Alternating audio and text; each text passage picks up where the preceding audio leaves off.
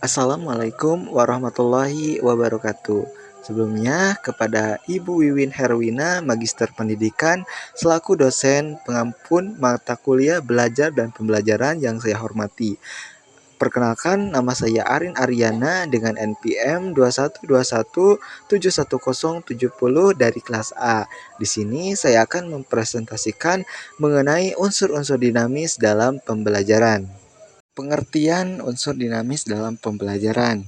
Unsur dinamis adalah unsur-unsur yang dapat berubah dalam proses pembelajaran, di mana seorang siswa akan memahami dari konteks belajar tersebut, baik dapat dari segi moral, non-moral, ataupun sikap. Nah, di situ unsur dinamis belajar adanya kesinambungan antara guru dan juga siswa. Nah, dalam unsur dinamis belajar meliputi motivasi siswa dan juga guru.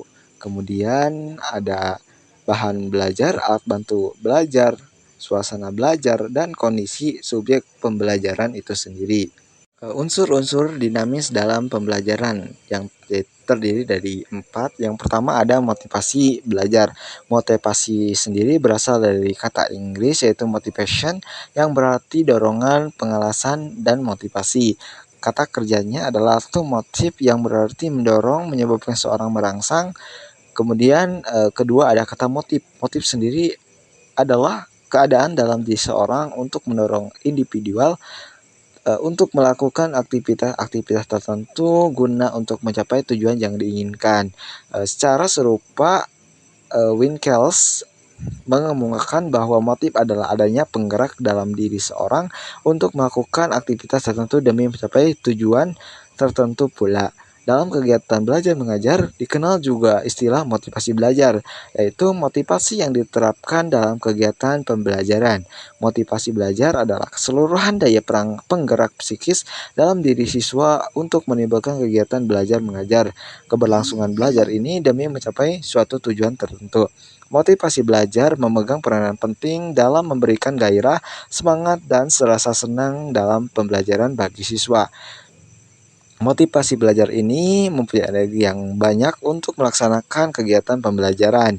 Siswa yang mempunyai motivasi tinggi sangat sedikit tidak tertinggal pembelajarannya, ataupun siswa yang mempunyai motivasi tinggi akan mampu memahami apa yang telah diberikan oleh seorang guru atau tenaga pendidik. Kemudian kedua ada bahan belajar. Bahan belajar sangat penting bagi siswa yang melakukan aktivitas belajar. Tanpa ada yang dipelajari, kemungkinan siswa bisa belajar dengan baik. Oleh karena itu, supaya siswa dapat belajar dengan baik dan memahami apa yang telah diberikan oleh guru, maka harus tenaga pendidik harus bisa menyediakan bahan belajar baik itu berupa PPT ataupun video. Yang dimaksud dengan bahan belajar di sini adalah sesuatu yang harus dipelajari oleh pembelajar ataupun tenaga pendidik dan juga siswa dalam melaksanakan aktivitas pembelajarannya, baik itu dari paper, teks, ataupun makalah lain sebagainya. Karakteristik siswa juga mempengaruhi penyediaan bahan belajar. Pada siswa yang bertipe auditif mungkin membutuhkan bahan belajar yang berlainan dengan siswa yang bertipe visual. Ketiga, ada alat bantu belajar. Alat bantu belajar adalah suatu unsur dinamis dalam belajar karena dapat membantu belajar dalam belajar siswa. Dengan alat bantu bahan belajar yang tidak menarik bisa menjadi menarik.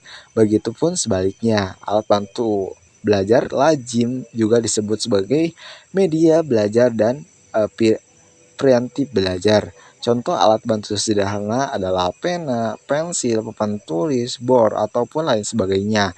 Kemudian keempat ada suasana belajar dan kondisi belajar. Suasana belajar penting artinya bagi belajar karena itu guru dan juga siswa senantiasa dituntut agar menciptakan suasana lingkungan belajar yang baik dan juga menyenangkan. Hal ini berarti bahwa suasana belajar turut menentukan motivasi kegiatan dan keberhasilan siswa tersebut. Kemudian subjek belajar turut menentukan kegiatan dan keberhasilan belajar siswa. Siswa dapat belajar secara efisien dan efektif apabila berbadan sehat, memiliki bakat khusus, dan pengalaman yang berkaitan dengan pembelajaran tersebut. Dari segi psikis, kondisi subjek belajar juga berbeda dari segi inteligensi, bakatnya, militas kerjanya, motivasi instruksi, ataupun motivasi berprestasinya, kematangan aspirasi, dan punya ambis-ambisnya itu dari siswa tersebut. Mereka yang mempunyai inteligensi tinggi umumnya lebih gampang berhasil dibandingkan yang berinteligensi rendah. Demikian juga mempunyai bakat khusus yang tinggi, militansi kerjanya, yang tinggi motivasi intrinsiknya. Sementara itu, upaya-upaya yang dapat dilakukan untuk mempersiapkan psikis subjek belajar bagi siswa. Yang pertama, ada memperkenalkan dengan lingkungan belajar yang mungkin baru bagi mereka. Kedua, memelihara keseimbangan emosi mereka agar secara psikologis mereka merasa aman dan terkontrol emosinya. Ketiga, mengasah kondisi psikis mereka dengan latihan-latihan, baik itu dengan melatih bakatnya ataupun dengan kegiatan-kegiatan positif lainnya. Kemudian terakhir, menerima mereka apa adanya dengan segala kelebihan dan kekurangannya, sehingga subjek belajar tidak merasa tertolak oleh lingkungannya. Dinamika siswa dalam belajar. Yang pertama ada ranah kognitif. Pengetahuan mencakup kemampuan di mana siswa menangkap arti dan makna hal yang dipelajari. Kemudian penerapan mencakup kemampuan menerapkan metode dari kaidah untuk menghadapi masalah yang nyata dan yang baru, misalnya menggunakan prinsip. Kemudian menganalisis dan apa saja yang mencakup kemampuan dalam membentuk suatu pola yang baru. Kemudian mengevaluasi dari segala cangkupan kemampuan dalam membentuk pendapat tentang beberapa hal berdasarkan kriteria tertentu. Kedua, ada ranah afektif. Ranah afektif ini meliputi yang pertama, penerimaan mencakup kepekaan tentang hal tertentu dan ketersediaan memperhatikan hal tersebut. Partisipasi mencakup kerelaan, ketersediaan dalam memperhatikan dan berpartisipasi dalam suatu kegiatan. Kemudian, pemikiran dan penentuan sikap mencakup penerima suatu nilai dengan menghargai dan mengakui sikap seseorang. Kemudian, organisasi mencakup kemampuan untuk membentuk suatu sistem nilai sebagai pedoman dan pandangan hidup. Pembentukan pola hidup mencakup kemampuan menghayati nilai dan membentuk menjadi pola nilai dalam kehidupan pribadi siswa tersebut. Kemudian terakhir ada ranah psikomotorik. Persepsi ini mencakup kemampuan memilih hal-hal secara khas dan menyadari adanya perbedaan yang khas tersebut. Kesiapan mencakup kemampuan penempatan dari dalam keadaan di mana akan terjadi suatu gerakan atau rangkaian gerakan. Gerakan terbimbing mencakup kemampuan melakukan gerakan sesuatu, contohnya gerakan peniruan kepada seseorang. Kemudian gerakan yang terbiasa mencakup kemampuan melakukan gerakan-gerakan tanpa contoh. Gerakan-gerakan kompleks yang mencakup kemampuan melakukan gerakan atau keterampilan yang terdiri dari banyak tahap secara lancar, efisien, dan tepat penyesuaian. Pola gerakan yang mencakup kemampuan mengadakan perubahan dan penyesuaian pola pada gerak-gerik dengan pernyataan khusus sang pelaku ataupun siswa tersebut. Dinamika guru dalam pembelajaran. Peran guru dalam kegiatan pembelajaran di sekolah relatif tinggi. Peran guru tersebut terkait dengan peran siswa dalam belajar. Menurut Big dan Telfer, di antara motivasi belajar siswa ada yang diperkuat dengan cara-cara pembelajaran, motivasi instrumental, motivasi sosial, dan juga motivasi berprestasi rendah. Misalnya dapat dikondisikan secara bersarat agar terjadi peran belajar siswa. Sedangkan menurut Junaidi 2009 mengemukakan bahwa cara pembelajaran yang berpengaruh terhadap belajar siswa yaitu yang pertama ada bahan ajar. Bahan ajar atau bahan belajar sangat berpengaruh terhadap belajar siswa.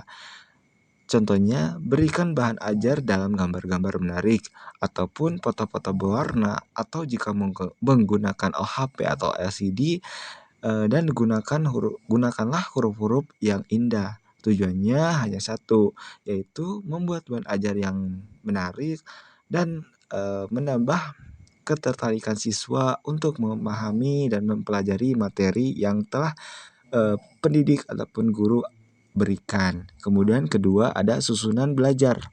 Kondisi gedung sekolah, tata ruang kelas, dan alat-alat belajar juga berpengaruh terhadap kegiatan belajar. Di samping kondisi fisik tersebut, suasana pergaulan di sekolah juga berpengaruh pada kegiatan belajar siswa. Bagaimana caranya guru memberikan suasana belajar yang kondusif, aman, tentram, dan nyaman kepada peserta didik. Kemudian ketiga ada media dan sumber belajar. Guru berperan penting dalam menempatkan media dan sumber belajar. Lingkungan sekolah ataupun TV, majalah, surat kabar, atau dunia internet lainnya seperti Facebook ataupun Google bisa digunakan sebagai media belajar. Dan yang terakhir, guru sebagai subjek pembelajaran. Guru memiliki peran penting dalam kegiatan pembelajaran. Adapun guru tidak bisa mengajar dengan baik, maka biasanya murid akan malas dan dalam belajar. Begitupun sebaliknya.